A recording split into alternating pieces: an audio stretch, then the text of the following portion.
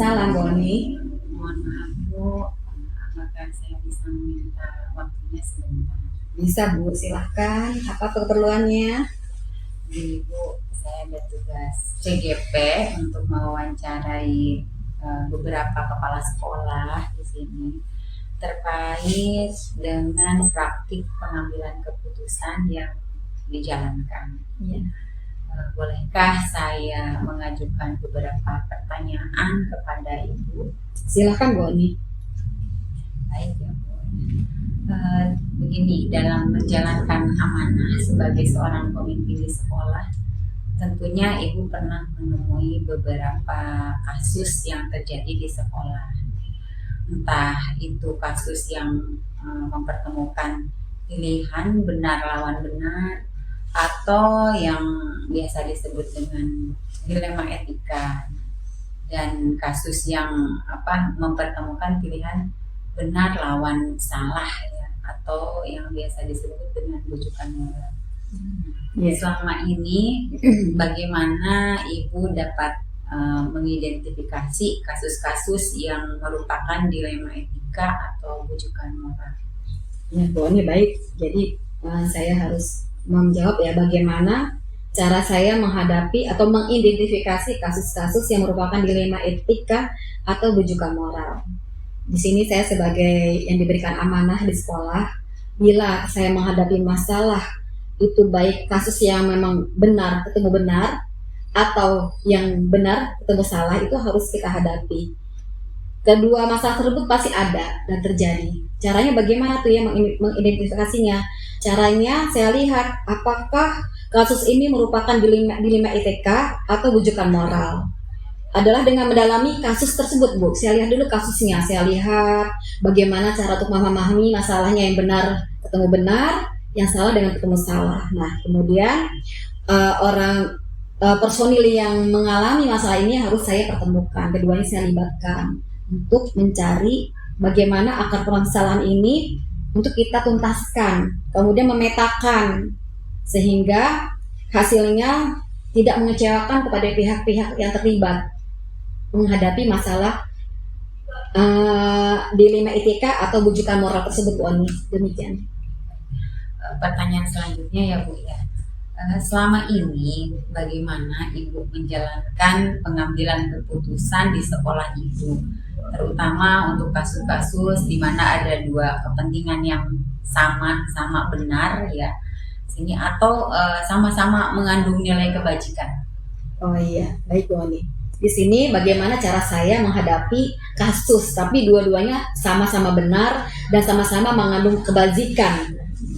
Nah, di sini saya pasti ya akan dua personil ini ketika menghadapi kasus seperti ini akan saya panggil, akan saya klarifikasi, saya tanya masalah personil A atau guru B ya, dua-duanya argumennya apa, kemudian saya akan memutuskan apa alasannya, sehingga keputusan yang kita putuskan itu tidak merugikan kedua belah pihak walaupun duanya merasa benar. Jadi kita ambil jalan tengah di mana alasan misalnya guru A apa alasannya, guru B apa ini, jadi alasan tadi, keputusan tadi kita ambil, kemudian keputusan tadi kita sepakati untuk dilaksanakan dengan penuh rasa tanggung jawab.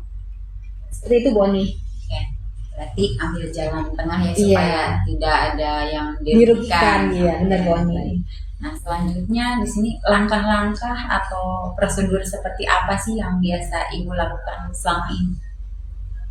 Nah, dalam menghadapi masalah dilema etika atau bujukan moral, berarti langkah-langkah yang harus saya hadapi itu biasanya harus saya mendekati secara persuasif kepada personal atau guru-guru yang mengalami kasus, terutama pada orangnya langsung, misalnya guru A dan guru B, itu harus saya hadapin dulu berdua. Kemudian kalau perlu saya memberikan bantuan kepada teman-teman sejawat yang lebih senior atau seperti wakil, karena kan saya juga butuh masukan untuk melakukan tahap-tahap penyelesaian kasus. Nah, misalnya saya akan bertanya apa permasalahan yang terjadi, bisa saya tulis ya, kemudian siapa saja yang terlibat, kemudian fakta-fakta apa saja yang ada. Nah, dari situ kemudian setelah saya identifikasi, kemudian kita ambil kesimpulan ya, buat kita buat tim kecil untuk memutuskan kasus ini supaya benar-benar keputusan itu baik gitu, tidak merugikan teman sendiri dan tidak merugikan juga pihak sekolah di mana kita bekerja, Bu, seperti itu. Jadi identifikasi itu ya. Iya, Bu. Nah, untuk selanjutnya nih Bu, nih, hal-hal apa saja yang selama ini Ibu anggap efektif ya dalam mengambil keputusan pada kasus-kasus dilema etika? Ketika saya menghadapi atau mengambil keputusan pada kasus-kasus dilema etika ini, ya tadi seperti tadi saya melakukan prosedur, saya melakukan identifikasi melalui tahap-tahap, observasi, saya lihat dulu, saya catat keputusan tadi tidak langsung sepihak. Ketika sudah kita ada guru yang berkasus atau bermasalah, kita kumpulkan dulu bahan-bahannya, kemudian kita berembuk berdiskusi dengan tim. Jadi keputusan tadi kita ambil dengan penuh rasa bijaksana gitu ya. Jadi masalah yang ada tadi, jalan keluarnya itu apa, solusinya apa dari masalah ini. Jadi kita tidak melebar, meruncing dari masalah yang ada, tapi masalahnya apa, disederhanakan, oh solusinya ini tahap-tahapnya. Demikian Bu Oni. Terima kasih Bu. Untuk selanjutnya nih, hal apa saja sih yang selama ini merupakan tantangan ya dalam mengambil keputusan pada kasus-kasus dilema etika? Tantangannya Ya, ya sekarang kadang menghadapi teman-teman atau rekan-rekan yang berkasus ini kan kita harus dengan kepala dingin, tidak dengan emosi ya kan. Nah keputusan ini harus dipahami oleh semua pihak. Saya tidak boleh juga memihak guru A, guru B atau C yang berkasus tadi. Nah disinilah peranan seorang pemimpin, dia harus bertindak adil. Kemudian nanti hasil keputusan tadi itu bisa diterima, bisa dipahami oleh kedua belah pihak dengan penuh rasa ikhlas dan dengan penuh rasa legowo. Kemudian masalah tadi selesai. Gitu Bu Oni. Baik Bu. Nah, untuk selanjutnya, apakah Ibu memiliki sebuah tata kelola ya atau jadwal tertentu dalam sebuah penyelesaian kasus dilema etika tersebut? Maksudnya di sini apakah Ibu langsung menyelesaikannya di tempat gitu, atau memiliki sebuah jadwal untuk menyelesaikannya gitu? Bentuk dan prosedurnya itu seperti apa gitu yang Ibu jalankan? Saya lihat dulu kasusnya ya, apakah saya mempunyai jadwal tertentu. Ini kan kalau kasus itu berarti saya lihat dulu kondisi kasus ini, apakah kasusnya ringan atau berat. Kalau kasusnya ringan dan memang perlu urgent, saat itu bisa kita selesaikan, kita langsung selesaikan tanpa perlu adanya penjadwalan. Tetapi bila kasus ini memang perlu supervisi, perlu lagi tindak lanjut yang lebih mendalam, beberapa tahapnya itu perlu penjadwalan. Misalnya, oh saya kasih jadwal seminggu ini, tanggal ini kita ketemu, minggu kedua perkembangannya bagaimana, itu ada juga. Jadi setelah observasi, tindak lanjut selanjutnya kita pantau, itu diperlukan juga Bu Oni. Iya. Oke, yang nomor 7 yang selanjutnya, adakah seseorang atau faktor-faktor apa yang selama ini mempermudah atau membantu Ibu dalam mengambil keputusan dalam kasus-kasus dilema etika? Seseorang yang membantu ketika menyelesaikan kasus. Ya, di sini saya pasti sangat memerlukan advis ketika saya membuat keputusan, di mana apabila memang keputusan masalah tadi, kasus tadi berat nih, itu sangat perlu banget, saya perlu masukan, perlu rembuk dan diskusi. Dan saya pasti akan bertanya kepada saya punya wakil ya, kita ada wakil, kita bertanya kepada wakil, kepada guru senior. Nah itu butuh masukan juga supaya keputusan tadi benar-benar emang valid, objektif, tidak berpihak pada kedua belah pihak, tapi keputusannya benar-benar emang sehat, bertanggung jawab untuk kepentingan kita bersama. Sangat kita perlukan Bu. Luar biasa. Kemudian nih yang terakhir nih Bu ya, dari semua hal yang dalam yang telah disampaikan gitu, pembelajaran apa sih yang dapat Ibu petik dari pengalaman Ibu dalam mengambil keputusan dilema etika? Oh iya, jadi pengalaman ya. Jadi selama ini pengalaman ketika saya menghadapi kasus apa yang disebut dengan dilema etika atau kasus ini ya, itu pasti ada pengalamannya. Iya, ada pembelajarannya di situ. Pasti menjadi catatan kan namanya. Ketika kita bergaul di lingkungan kerja pasti tidak ada yang mulus gitu, ada masalah ya kalau kita keluar.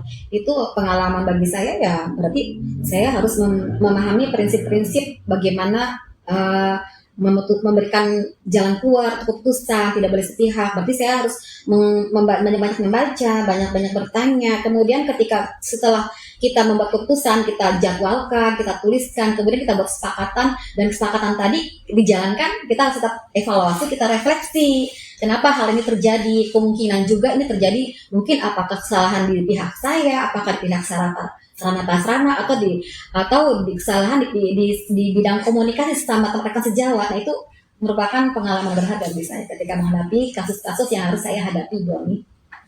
Baik Ibu, terima kasih luar biasa ya. Mudah-mudahan apa yang Ibu sampaikan kepada saya tentang pengalaman Ibu menjadi sebuah pembelajaran bagi saya juga ya. Sama-sama. Di kemudian hari. Kalau Ibu kan di kelas ya, masalahnya sama. Terima kasih banyak Ibu, dan mohon maaf telah mengganggu waktunya. Sama-sama Bu. Terima kasih. Assalamualaikum warahmatullahi wabarakatuh. Waalaikumsalam warahmatullahi wabarakatuh. Maaf Ibu, saya bisa minta waktunya sebentar. Iya. Jadi Bu, saya ada tugas CPP untuk mencari beberapa kepala sekolah terkait praktik pengambilan keputusan yang dijalankan. Bolehkah saya mengajukan beberapa pertanyaan? Boleh. Pada Ibu. Silakan. Oke, baik ya Bu. Yang pertama, dalam menjalankan amanah sebagai seorang pemimpin di sekolah, tentunya Ibu pernah menemui beberapa kasus yang terjadi di sekolah. Entah itu kasus yang mempertemukan pilihan benar lawan benar, atau yang biasa disebut dilema etika, dan kasus yang mempertemukan pilihan benar lawan salah, atau yang disebut dengan bujukan moral. Nah, selama ini bagaimana Ibu dapat mengidentifikasi kasus-kasus yang merupakan dilema etika atau bujukan moral tersebut? Ya. Terima kasih sudah memberikan kesempatan ya untuk sharing nih. Untuk kasus dilema etika itu kan benar versus benar ya. Jadi dimana kebenaran lawan kebenaran. Kebenaran di sini bisa kebenaran bersifatnya keadilan, melawan rasa kasihan gitu kan. Itu juga salah satu sikap yang harus kita ambil gitu. Misalnya seperti ini, contohnya ya, ada anak yang kalau siswa yang terlambat datang ke sekolah, nah itu kan salah satu pelanggaran ya, pelanggaran disiplin gitu kan. Dan sebagai guru ataupun kepala sekolah kita wajib memberitahunya bahwa pelanggaran disiplin gitu ya. Nah, tapi berikut juga anak tersebut memberikan info, memberikan kejelasan bahwa dia terlambat itu karena menemani adiknya, ibunya sedang pergi gitu ya, ibu sedang bekerja gitu. Ya itu kan dua kebenaran ya sebenarnya. Jadi satu kebenaran kita yang kita harus ambil berdasarkan disiplinnya siswa tersebut. Yang kedua kebenaran berbentuk kasihan gitu ya, kasihan. Jadi nah itu peraturan-peraturan itu bisa kita ambil, namun ada pengecualiannya buat yang kasihan. Nah, berikutnya kemungkinan saya akan panggil orang tuanya gitu untuk kita ajak sharing lagi kenapa anak ini yang menjagain adiknya gitu ya. Jadi seperti itu. Jadi langkah-langkah pengambilan keputusan yang harus saya ambil itu benar-benar pertama dari anaknya, kemudian jika dari anaknya kira-kira kurang memuaskan gitu ya, kemudian ya panggil orang tuanya, kita ajak ngomong baik-baik. Nah, ada yang orang tua bisa diajak kerjasama pada saat dipanggil datang, ada yang tidak. Nah, yang bagi yang tidak kita pakai secara lisan ya, WA, kalaupun masih belum ada jawaban, surat ya tulis. Jika tidak ada lagi, ya berikutnya ya kita melalui home visit atau kunjungan. Baik, itu pertanyaan selanjutnya ya. Selama ini gitu, bagaimana sih Ibu menjalankan pengambilan keputusan di sekolah Ibu, terutama kasus-kasus di mana ada dua kepentingan yang sama-sama benar di sini atau sama-sama mengandung nilai kebajikan? Ya, pengambilan keputusan itu yang tadi saya sampaikan di awal. Pertama, saya panggil anak tersebut, saya ajak ngomong ya. Atau itu kalau anak ya, kalau guru pun sama seperti itu biasanya. Saya langsung memanggil guru ataupun anak itu berhadapan langsung, face to face, sehingga ataupun kalau kita tegur gitu ya, mereka tidak malu gitu ya. Jadi tidak dipanggil di depan umum gitu, atau tidak dimarahin di depan umum. Jadi ada etikanya juga lah. Kita panggil ke ruangan saya, makanya anak-anak tuh banyak yang tahu ruang kepala sekolah mana, karena sering berkunjung ke sini dan sering saya panggil juga. Gitu. Berarti di sini secara personal terlebih Iya, dahulu secara ya. personal. Kemudian saya ajak secara personal, kemudian saya ajak ngomong. Terus kalau misalnya saya sebagai kepala sekolah, saya rasa saya butuh bantuan yang lain, biasanya saya panggil wakil kepala sekolah untuk sama-sama bisa diajak bicara ya. Seperti itu. Oke, untuk selanjutnya pertanyaan selanjutnya ya Bu ya, di sini langkah-langkah tadi kan langkah-langkah atau prosedur seperti apa yang biasa Ibu lakukan selama ini, lebih detailnya seperti apa? Langkah-langkah untuk yang dilema etika ya. Ya, tadi sebelumnya saya panggil anaknya. Anak ini dapat info dari gurunya, Bu, anak ini sering banget nih telat gitu kan, info seperti ini gitu ya. Langkah yang pertama ya, saya setelah dapat info dari gurunya, saya langsung menegur anak tersebut untuk nanti ngobrol-ngobrol sama ibu ya, di ruangan ibu ya. Setelah itu secara personal ya, saya bicarakan sama anak itu, minta ke penjelasannya kenapa terlambat, walaupun saya tahu kalau dia menjadi adiknya gitu ya. Setelah berikutnya ya itu saya ajak ngomong wali kelasnya, yuk coba kita berikutnya adalah tadi secara personal, secara lisan ke anaknya, berikutnya adalah secara tertulis gitu ya. Tulis, kita panggil melalui surat orang tuanya. Nah, ini ada beberapa yang seperti itu gitu ya, dengan sama kasusnya kayak dilema etika juga ya. Nah, yang satu jagain adiknya, yang satu ibunya sakit kayak gitu. Jadi ada beberapa siswa. Nah, yang bisa diajak komunikasi datang ke sekolah gitu ya. Nah, yang tidak bisa yaitu langkah berikutnya setelah panggilan tertulis, dia tidak datang ke sekolah. Yang ketiga berikutnya adalah home visit. Kita datang ke rumahnya, kita kayak seperti jemput bola lah. Secara nggak langsung kita tahu nih keberadaan dia di rumah itu seperti apa. Jadi kita bisa membaca langsung, observasi langsung, pengamatan. Oh iya gini, benar apa tidak apa yang diucapkan dengan kenyataan di lapangannya gitu ya. Jadi memadukan antara jawaban anak dengan orang tua kan itu benar-benar matching banget. Jadi di situ nanti terlihat siapa yang mau atau tidak kalau bertemu langsung kan gitu dua-duanya. Seperti itu. Jadi tadi secara personal anaknya, kemudian tertulis jika tidak datang konfirmasi. Baik Bu. Nah, kemudian di sini hal-hal apa saja sih yang selama ini Ibu anggap efektif ya dalam pengambilan keputusan pada kasus-kasus dilema etika tersebut? Ya, hal yang efektif itu sekarang kembali misalnya ke guru ya. Misalnya ke guru, ada salah satu guru yang posisinya saya tidak mau menyebutkan gurunya, jadi jatuhnya dilema etika juga, benar melawan kebenaran juga, benar melawan kasihan juga. Jadi ada guru yang tinggalnya jauh, kemudian anaknya pun sekolahnya juga jauh, sehingga pada saat dia berangkat pagi dia tidak bisa menemani anaknya gitu ya. Jadi dia duluan, nanti anaknya belakangan. Akhirnya terjadi, ini cerita dulu dari sekolah. Akhirnya terjadi anak tersebut dapat panggilan oleh orang tua, oleh gurunya ya, bahwa anak itu harus dikeluarkan dari sekolah. Gitu. Nah itu, berbekal dengan informasi dari beliau, ya saya tidak bisa juga menyalahi ya, gitu. Sebetulnya kasihan juga gitu, walaupun di sini saya juga harus menegakkan keadilan atau kebenaran lewat disiplin pegawai juga kan gitu. Jadi saya sampaikan ke beliau untuk baiknya bagaimana. Beliau mengajukan, Bu, bisa nggak saya mengajukan untuk mutasi gitu kan. Oh silakan Bu, selama itu diizinkan dan di sekolah kita emang ada hajatnya untuk kelebihan gitu ya, untuk bisa diisi sama guru lain gitu. Ya, jadi sebenarnya peraturan itu emang wajib ditegakkan, peraturan itu wajib dipatuhi, tapi kembali lagi ada beberapa pengecualian. Pengecualiannya salah satunya ini berdasarkan sifat kemanusiaan ya, dan kasihan.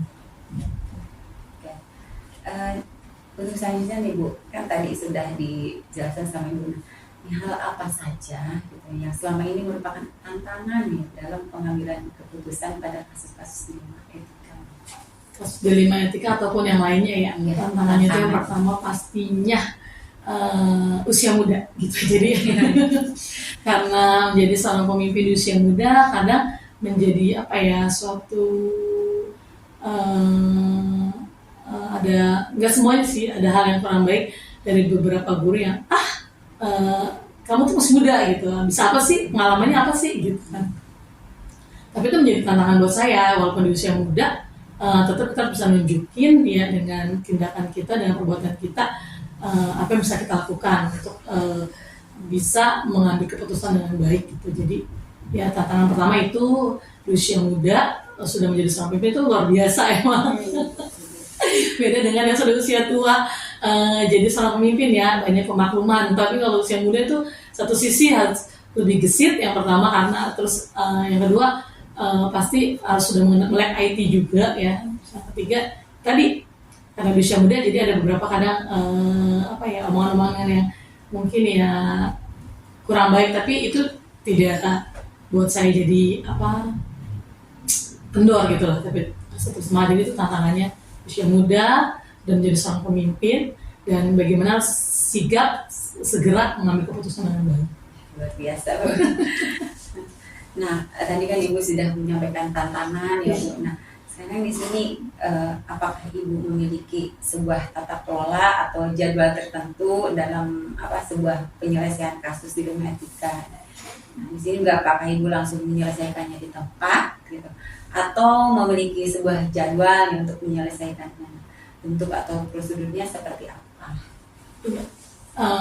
Jika tidak berbenturan dengan waktu rapat, biasanya saya usahakan untuk segera mungkin dipercepat pengambilan keputusan itu ya, jadi sesegera mungkin. Namun jika berbenturan dengan saya rapat, biasanya saya jadwalkan, jadi saya jadwal ulang nanti ada pertemuan lagi gitu ya, jadi tidak bentrok dengan jadwal rapat yang ada. Jadi biasanya seperti itu. Jadi kalau tidak ada rapat saya langsung gitu, tapi kalau ada rapat saya jadwal ulang. Baik, terima kasih Bu. Untuk selanjutnya nih, adakah nih seorang atau faktor-faktor ya yang selama ini mempermudah atau membantu Ibu dalam mengambil keputusan dalam kasus-kasus dilema etika tersebut? Pastinya ada ya, faktor internal ataupun eksternal ya. Dari internal itu kan dari warga sekolah kita sendiri. Baiknya sekolah ini bukan dilihat dari kepala sekolahnya kan, pastinya seluruh warga sekolah yang ikut mendukung gitu ya. Biasanya setiap pengambilan keputusan saya usahakan semungkin bermusyawarah, jadi tidak diktator lah, tidak mengambil sendiri, walaupun ya emang itu salah satu kepemimpinan ya, harus mengambil keputusan. Namun sesegera mungkin saya akan bicarakan dulu dengan yang lain agar keputusan yang saya ambil itu benar-benar bisa baik untuk semuanya. Jadi seperti itu saya ambil keputusan, tapi saya harus bicarakan juga dengan teman-teman yang saya anggap mumpuni untuk bisa diajak kerjasama untuk mengambil keputusan. Baik Ibu. Nah ini terakhir nih ya Bu ya, dari semua hal yang telah disampaikan gitu kan, pembelajaran apa gitu yang dapat Ibu petik dari pengalaman Ibu ketika mengambil keputusan dilema etika? Ya, tadi apa, coba dulu ngomong. Oh iya, ini jadi pembelajaran apa yang bisa dipetik gitu dari penyelesaian atau pengalaman Ibu dalam hal mengambil keputusan dilema etika? Iya, pembelajaran yang bisa saya petik adalah bahwa seorang pemimpin itu harus bisa mengambil keputusan untuk keputusan yang terbaik gitu ya, untuk semua warga sekolah pastinya. Kemudian yang kedua, jika kita jadi seorang pemimpin ataupun jadi warga sekolah, jangan menghiraukan omongan-omongan yang membuat kita jadi kendur gitu. Tapi itu menjadi pemacu kita, menjadi pacutan kita untuk kita jauh lebih semangat. Kita bisa dengan tindakan kita buktikan bahwa apa yang mereka ucapkan atau yang mereka omongin itu salah. Ya, jadi tidak hanya lewat ucapan, tapi lewat tindakan, perbuatan. Baik Ibu, Ibu sangat luar biasa. Terima kasih atas sharingnya ya gitu, atas wawancara ini gitu. Mudah-mudahan kegiatan ini bisa bermanfaat bagi kami sebagai CGP yang untuk pengalaman nanti kami di masa depan. Terima kasih banyak sekali lagi Bu Eva. Terima kasih Bu.